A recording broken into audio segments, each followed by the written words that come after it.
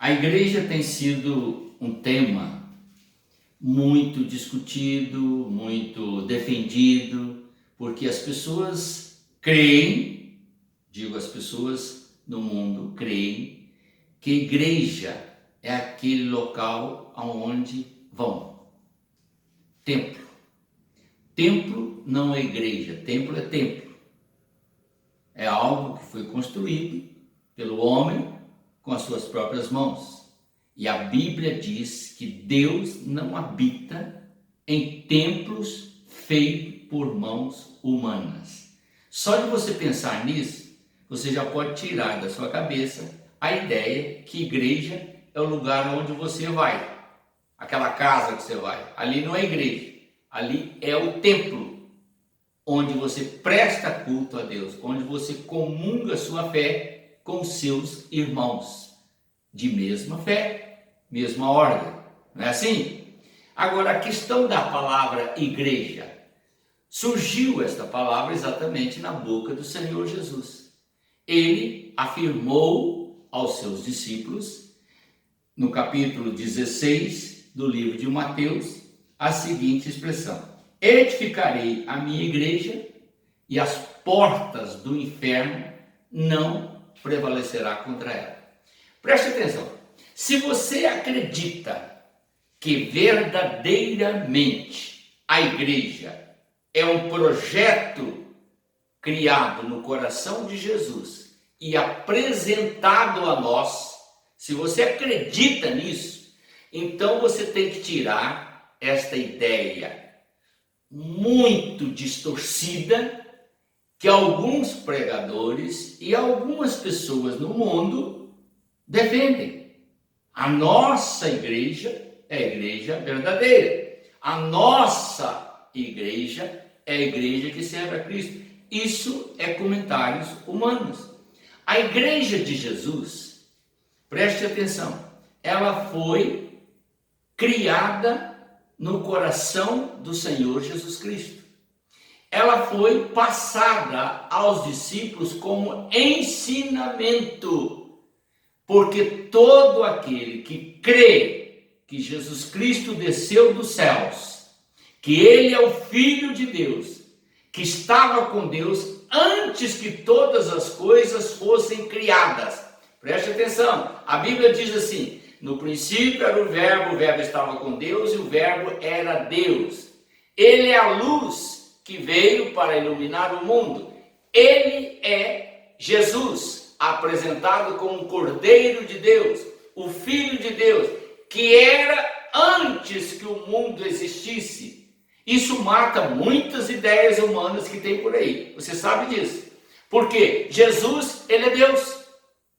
Ele tem uma ligação una com o Pai. Ou seja, ele e o Pai são uns. São um. Não são dois, são um. Ele e o Pai são um. Significando, portanto, que a obra que Jesus realizou na terra é a obra de Deus. Ele veio atendendo o propósito de Deus em resgatar o homem. E a sua vida ao mundo, ele veio para ser o número um. O número um em tudo. O número um a vencer Satanás. O número um a vencer a morte. O número um a ressuscitar. E o número um no coração do Pai. Porque dele, por ele e para ele são todas as coisas. Deu para entender? Agora, se ele é o número um e ele diz: edificarei a minha igreja, então agora ele está puxando para nós que somos a sua igreja. Então, o que é a igreja? Ou quem é a igreja? A igreja são todos aqueles que recebem pela fé a mensagem que Jesus transmitiu, recebem pela fé a obra que Jesus realizou na cruz, recebem pela fé todos os ensinamentos que o Senhor Jesus Cristo trouxe dos céus, os quais estão registrados em Mateus, Marcos, Lucas e João, e recebem também pela fé toda a instrução que o Espírito de Deus deu a Paulo nas cartas, deu a Pedro nas suas cartas, deu a João nas suas cartas e Jesus transmitiu no livro de Apocalipse. Agora você observa bem que isto é um povo formado através da fé. Na fé, Paulo foi explícito nisso. Ele disse que sem fé é impossível agradarmos a Deus. E sem crermos que Jesus Cristo pagou o preço da nossa redenção, não fazemos parte do reino de Deus. Então, observe bem que tudo está ligado ao que Deus propôs em seu coração e propôs a Jesus. E Jesus, em obediência a todos os ensinamentos do Pai, formou a igreja. Qual é o nome da igreja que Jesus formou? Meu querido, se eu for falar com você, você vai falar a igreja de Jesus, a igreja cristã, a igreja Maranata, a igreja presbiteriana, a igreja metodista, a igreja batista, a igreja adventista, a igreja Deus é amor, a igreja universal, porque cada um extraiu um pensamento bíblico para formular a sua doutrina. Ninguém pensou que a igreja de Jesus Cristo deveria ser simplesmente a igreja dos cristãos, daqueles que se prontificam a andar sob a unção do Espírito de Deus na fé em Jesus Cristo. Isso não qualifica ninguém e nem determina quem é e quem não é. O processo da salvação está na relação do homem reconhecer, na posição do homem reconhecer que é um pecador, abrir o seu coração e entregar o seu coração a Deus, em obediência a tudo quanto Jesus ensinou e a tudo quanto Jesus propôs. Aquele que vem a mim, de maneira nenhuma lançarei fora. Quem crê em mim, tem a vida eterna. Não vai ter, tem. No momento que você toma a decisão, você tem a fé adquirida. Aí Jesus diz, eu e o Pai viremos e faremos nele morada. E depois ele afirmou, enviarei o Espírito Santo que estará convosco. E Paulo foi e afirmou, nosso corpo é o templo do Espírito Santo, por onde Deus nos orienta, nos conduz, nos edifica, nos alimenta, nos sustenta e produz em nós os frutos do Espírito para a edificação da sua obra na terra. Isso é igreja. Então, igreja não é denominação. Igreja é um povo remido pelo sangue de Jesus, pela fé, que está unido ao coração de Deus pela obediência e tem a esperança de encontrar com o seu Salvador. Portanto, essa é a palavra. Agora, vou mostrar para você uma outra coisa muito importante. No livro de Atos dos Apóstolos, capítulo 2, verso 43, diz assim, todo o povo que cria louvavam a Deus por tudo e eram estimados por todos. E cada dia o Senhor juntava aquele grupo, as pessoas que iam sendo salvas. Olha aqui, querido, eu não disse que todo aquele que crê em Jesus é salvo?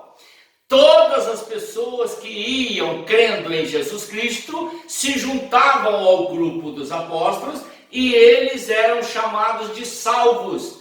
Todos os que criam, prontificavam a andar conforme os ensinamentos do Senhor Jesus. Isto é que é a igreja. E quem fazia essa obra? Deus. Deus fazia com que eles fossem quebrantados. A Bíblia diz que o Espírito Santo, ele veio para convencer o homem da justiça, do pecado e do juízo. Estas três posturas, ou essas três formas de convencimento é feito pelo Espírito Santo. E após essa pessoa ser convencida pelo Espírito Santo, ela se rende a Jesus Cristo e é purificada pelo sangue de Cristo, e a partir daí ela se batiza e se torna membro da igreja, que é composta dos remidos de Jesus. Não entrou denominação, entrou quem? Jesus Cristo. Ele é o Senhor da igreja. Amém? Agora preste atenção. Vamos então entrar agora no livro de Hebreus. E o livro de Hebreus então diz assim, capítulo 10, o verso 32. Lembre-se do que aconteceu no passado, naqueles dias depois que a luz de Deus os esclareceu. Vocês sofreram muitas coisas, mas não foram vencidos na luz. Alguns foram insultados e maltratados e multiplicados. Perdão, querido, não é esse texto que eu quero ler, não. Quero ler aqui o verso 25. Preste atenção. Não abandonemos, como alguns estão fazendo, o costume de assistir às nossas reuniões. Ao contrário, animemos uns aos outros, e ainda mais agora que vocês veem que o dia do Senhor está chegando. Aqui agora é uma palavra de advertência. Já previa o escritor aos Hebreus, inspirado pelo Espírito Santo, a ação contínua do homem em desistir de servir ao Senhor. Estar na igreja, envolver com o trabalho de Deus, relacionar-se com os irmãos, é um preparo para a vida espiritual. Eu já ouvi de crentes, de pessoas que professam a fé em Jesus, dizer o seguinte: eu não preciso ir na igreja, eu sou muito melhor crente quando eu estou dentro de casa, porque lá eu vou envolver com um problema. Querido, se você tem medo de problema, como você vai vencer as batalhas espirituais? É na igreja que você vai vencer as batalhas. Até mesmo a sua própria natureza, que tem que ser moldada pelo Espírito de Deus. E se você não consegue conviver com os seus irmãos aqui na terra, como é que você vai conviver com eles no céu, na eternidade? Vê por que a igreja é importante? Porque quando você está relacionando com os seus irmãos, que têm natureza diferente, postura diferente, fé diferente, você tem que ter um padrão espiritual para entender que o Senhor Jesus é Senhor de todos. E que todos nós que cremos nele fomos justificados pela fé. E isso independe de que pensamento doutrinário você está afiliado. É a fé no sacrifício de Cristo que nos justifica e nos leva a ter uma família cristã. Somos chamados cristãos porque confiamos que Jesus Cristo, ungido de Deus, veio para morrer por nós e assim abrir o céu para nós.